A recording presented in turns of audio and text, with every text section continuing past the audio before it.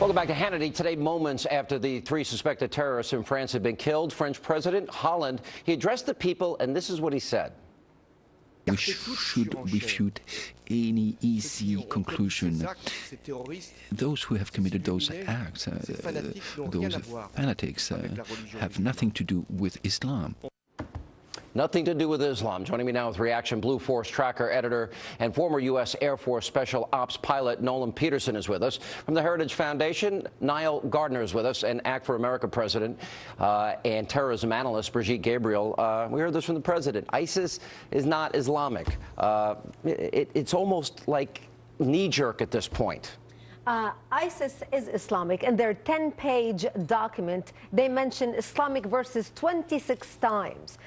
So he cannot say it is not Islamic. And who gave them the expertise to talk on behalf of Islam? They don't even read the Quran in Arabic. And it all started with President Bush, Sean. President Bush, immediately after September 11, said Islam is a religion of peace. So did Tony Blair. They did not know what they were talking about, and they misled their population. Submission. Submission, Islam. The word in Arabic is Islam. Islam is submission. Salam is peace. But a lot of Westerners, because the two words sound very similar, Islam and Salam, they think Salam is peace. And it is very wrong. It is submission to Islam and nothing else. You know, if you look around the world, Niall, you know, we can look at America, France, we can look at Great Britain, Nigeria, Mali, Libya, Kenya, Somalia, Yemen, Iraq, Iran, Syria, Pakistan, Afghanistan. I can't even name all the countries. Violence in the name of Islam. And yet there's this denial, constant, nonstop denial. Why? Well, that's a very good point. I think that François Hollande, the French president, is in a complete state of denial with his statements earlier today. The same goes for President Obama. And the deadly threat that the West faces today is driven by Islamist extremism. It is religiously motivated violence. It is the greatest threat of our generation. And we really need to rise up to the challenge. Unfortunately, Mr. Hollande clearly is not up to the task. In many ways, France has become a basket case under his socialist rule. And we need strong, robust leadership on both sides of the Atlantic. Unfortunately, with Mr. Hollande and President Obama, they're both politicians in a deep state of denial, and this is a war that we simply have to win. We cannot win this war with policies of appeasement. Yeah, Nolan, isn't the world in a state of denial, and that there's very few people that seem willing to just state what is an obvious truth, especially on the left? I mean, I can name 2 people, Bill Maher and Bob Beckel. I don't really know any other people on the left that will take that position.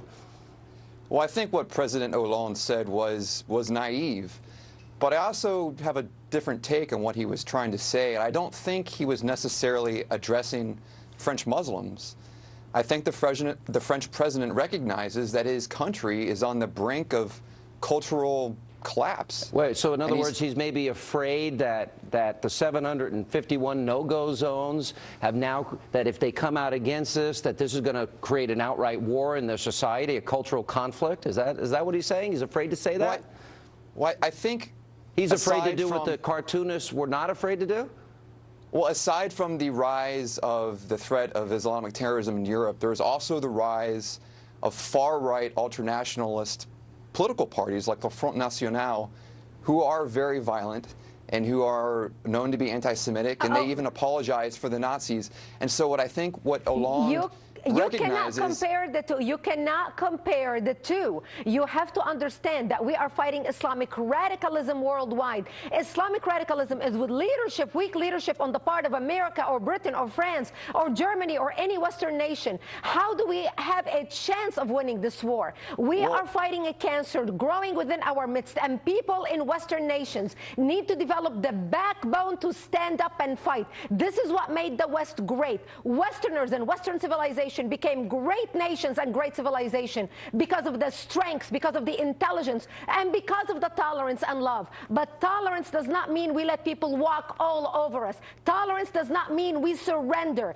America, last time I checked, was the home of the braves. This is the time we need all to come together as Western nations, because we are all attacked by Islamic radicalism. They hate us all, regardless of what passport we hold, regardless what our skin color, regardless what language or what accent accent we speak, whether we speak suis, je suis français, or whether we speak English, we are a target, and all of the West needs to come together, throw political correctness in the garbage, and fight to win this war. All right, but appreciate I agree. you all.